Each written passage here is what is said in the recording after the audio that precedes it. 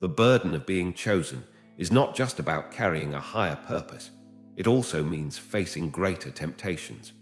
Lust is one of the most insidious struggles that chosen ones must battle, often in silence. But why? Why do those who seek enlightenment, wisdom, or a higher calling find themselves secretly wrestling with one of the most primal human desires? The answer lies in the paradox of awareness.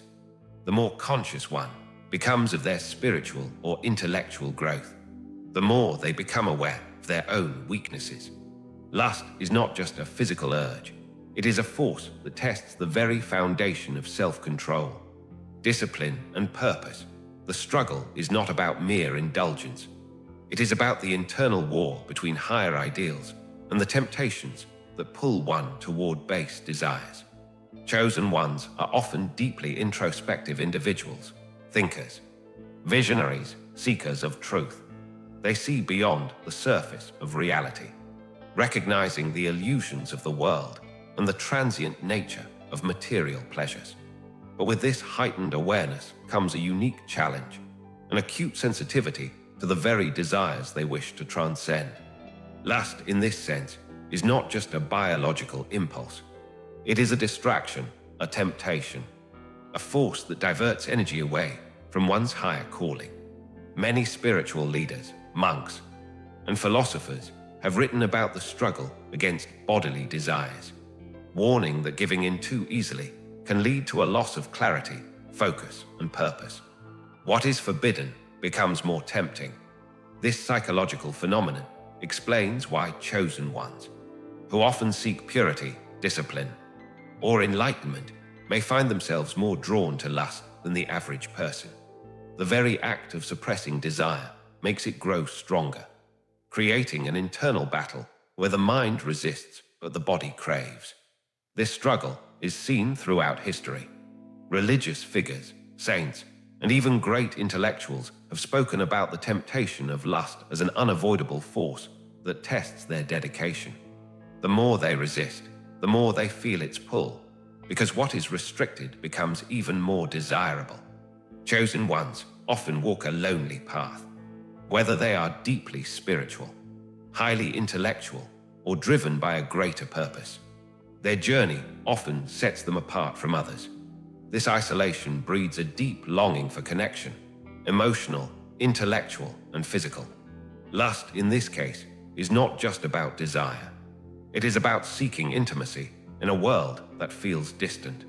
When one is set apart from the crowd, the need for physical or emotional closeness can manifest as a struggle with lust.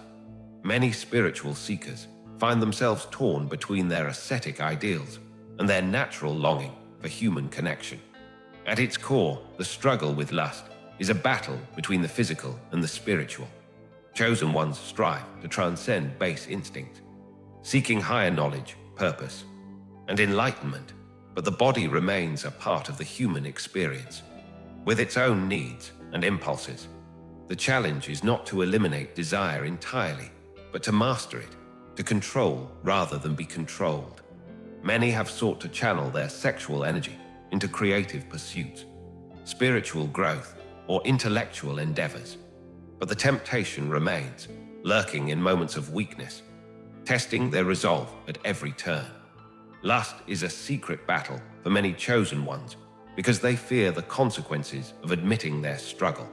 Society often holds those on a higher path to a different standard, expecting them to be above human weakness. This creates a hidden war, one where the chosen ones fight not just against their desires, but also against the shame of having them in the first place. But this struggle is not a sign of failure. It is a test, a lesson, a challenge that forces one to develop greater discipline and self-awareness. The struggle with lust is not just a momentary weakness. It is an ongoing battle that chosen ones must confront throughout their journey. In part 1, we explored how heightened awareness, isolation, and the clash between the flesh and the spirit contribute to this struggle. Now, we delve deeper into the unseen forces, psychological traps, and societal expectations that make this battle even more complex. Chosen ones often find themselves placed on a pedestal. Whether they are spiritual leaders, intellectual visionaries, or individuals walking a path of enlightenment, society expects them to be above human temptations. But this unrealistic expectation only fuels the internal conflict. When someone is seen as a beacon of wisdom, they may feel immense pressure to suppress their desires completely. But repression does not eliminate temptation. It only forces it into the shadows, where it festers and grows stronger. This leads to a dangerous cycle. The more one denies their human nature, the more it seeks to assert itself in ways that are difficult to control. This is why history is filled with stories of revered figures who have fallen from grace. The world is quick to judge those who fail, yet it rarely acknowledges the impossible standards placed upon them. With knowledge, wisdom, and influence comes an undeniable attraction. Many chosen ones possess qualities that naturally draw others toward them, whether it be their charisma, intellect, or spiritual depth. But this admiration can easily turn into temptation. Power itself is seductive. The ability to inspire, to lead, and to shape the minds of others creates an aura that can be intoxicating to those who come into contact with it. And for the chosen one, this attention can become a hidden source of internal conflict. Some resist it, while others succumb. The challenge is not just external, it is a test of self-discipline.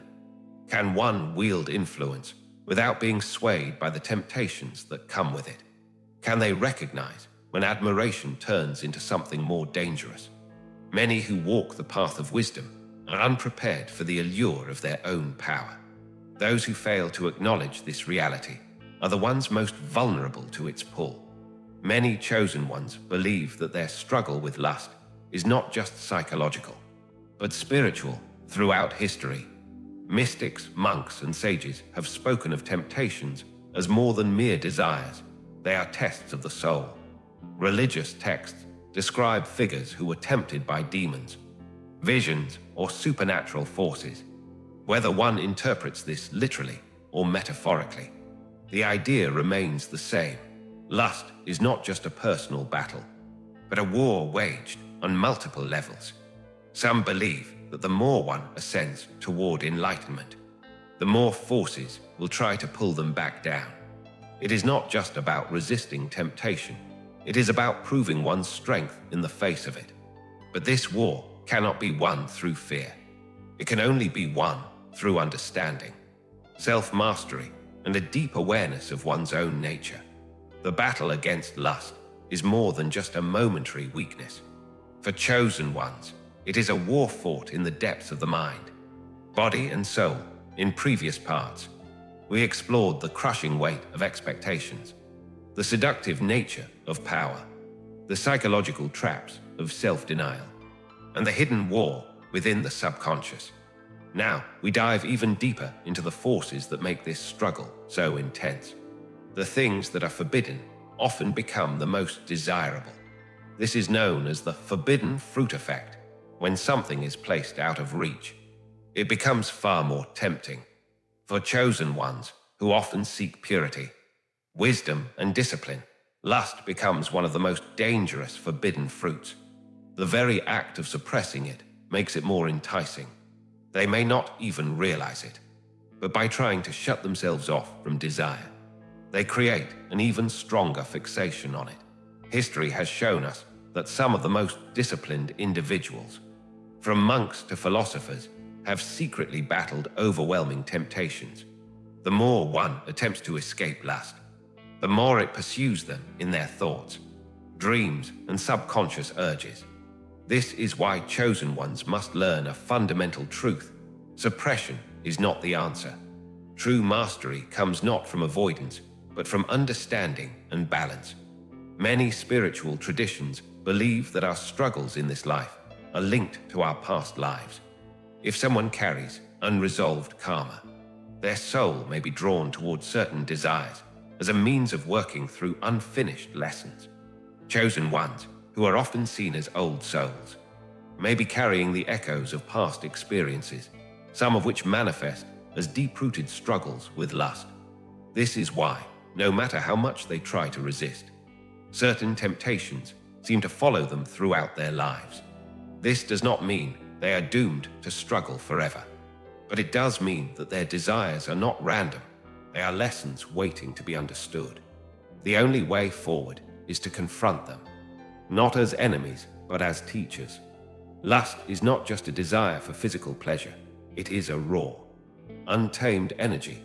This energy, when harnessed correctly, has the power to create, inspire, and transform. Many of history's greatest artists, poets, and visionaries channeled their deepest desires into their work. Instead of letting lust consume them, they turned it into something greater: art, literature, philosophy, or spiritual enlightenment. For chosen ones, the real challenge is not eliminating lust, but transmuting it. This concept is deeply rooted in spiritual teachings. From alchemy to tantra, the idea is simple. Sexual energy can be redirected into something far more powerful. Instead of allowing lust to become a source of shame or destruction, it can be used to fuel creativity, purpose, and higher consciousness. The key is learning to control it rather than letting it control you. One of the reasons chosen ones struggle so deeply with lust is because they are often isolated. Their journey sets them apart from the masses, and with isolation comes loneliness. Loneliness creates an emptiness that seeks to be filled. Lust becomes an escape, an attempt to feel connection, intimacy, or validation. Even those who have committed to spiritual or intellectual paths find themselves longing for something more. This is not a weakness, it is human nature. But chosen ones must recognize that lust often disguises itself as a solution to loneliness, when in reality, it is only a temporary distraction. True fulfillment does not come from fleeting pleasures, but from deep, meaningful connections, whether with oneself, with others, or with a higher purpose. The challenge is learning to distinguish between genuine connection and temporary gratification. At its core, the struggle with lust is a battle between mastery and slavery. Either one masters their desires, or their desires become their master. Many chosen ones spend years, even lifetimes, caught in this struggle. Some give in completely, allowing their desires to consume them. Others try to fight them with repression, only to find themselves falling even harder. The truth is, neither extreme leads to true freedom. The only way to win is through understanding. Lust is not evil, it is energy. When left unchecked, it leads to destruction. But when understood and redirected, it becomes one of the most powerful forces a person can wield. Lust is not evil, it is energy. When left unchecked, it leads to destruction. But when understood and redirected, it becomes one of the most powerful forces a person can wield. Those who learn this secret become unstoppable. They no longer live in fear of their own desires. Lust is a force as old as humanity itself. It has been praised, feared, suppressed, and indulged, but for chosen ones, those destined for higher knowledge, spiritual awakening, or great purpose, the struggle with lust is not merely a moral dilemma. It is a battle of the soul, a test of mastery over the most primal aspects of human nature. In this final chapter, we explore the ultimate resolution to this struggle, the path to liberation, and the wisdom needed to transcend the cycle of temptation and guilt. Many chosen ones believe that discipline alone can keep their desires in check. They impose strict rules, engage in self-denial, and try to avoid any situation that could trigger temptation. But lust is not something that can be eliminated through sheer willpower. In reality, suppressing lust does not destroy it. It only forces it into the subconscious, where it festers, grows, and finds new ways to manifest. This is why so many people who claim to have conquered their desires end up falling harder than ever before. The key is not control through force, but control through understanding. Lust is a natural part of existence, and denying it only gives it more power. The goal is not to eliminate desire, but to master it. Lust at its core is energy, and energy cannot be destroyed, only transformed. This is the secret known to sages, mystics, and spiritual masters throughout history. Instead of repressing desire, they learned to channel it into something higher. This concept, known as sexual transmutation, is found in ancient traditions like Tantra, Taoism, and alchemy. It teaches that the raw energy of desire can be redirected into creativity, ambition, spiritual growth, and even enlightenment. Great artists, thinkers, and leaders have used this power to fuel their greatest works.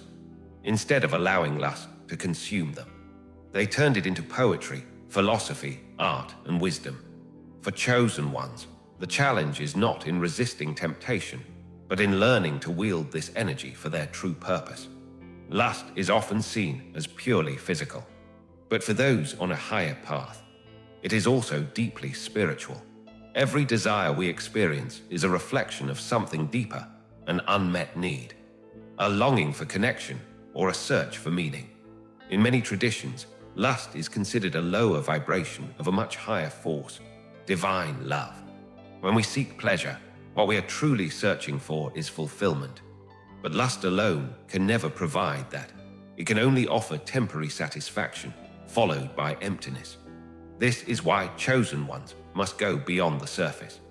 Instead of being trapped in cycles of desire and regret, they must look deeper into their own hearts and ask, what am I truly seeking?